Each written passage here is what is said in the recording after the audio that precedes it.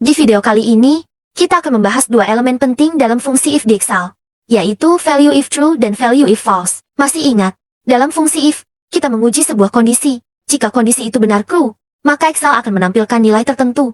Jika kondisi itu salah false, maka Excel akan menampilkan nilai lain. Kita bisa memasukkan berbagai jenis nilai ke dalam value if true dan value if false. Mari kita bahas satu persatu. Pertama, kita dapat mengisi value dengan text string. Contoh ini akan menghasilkan opsi teks lulus atau tidak lulus. Selanjutnya kalian dapat menghasilkan angka atau number sebagai output if. Contoh ini akan menghasilkan opsi value jika A1 lebih dari atau sama dengan 60. Maka value-nya muncul angka 1 jika tidak akan menampilkan angka kedua. Value juga bisa berupa perhitungan matematika.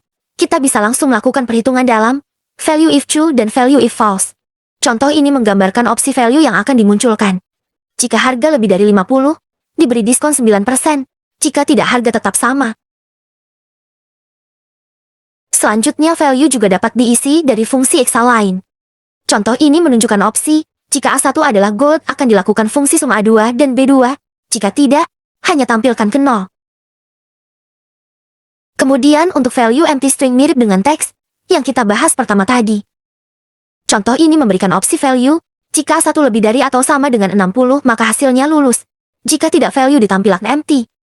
Terakhir boolean, kita dapat memunculkan kembali value boolean true atau false juga di fungsi if. Intinya, value if true akan diproses ketika logical test menghasilkan nilai true. Sedangkan, value if false akan diproses ketika logical test menghasilkan nilai false. Kalian dapat menyesuaikan value if true atau false sesuai kebutuhan kalian dengan tetap mempertimbangkan logical test yang kalian bentuk. Sampai jumpa di video selanjutnya.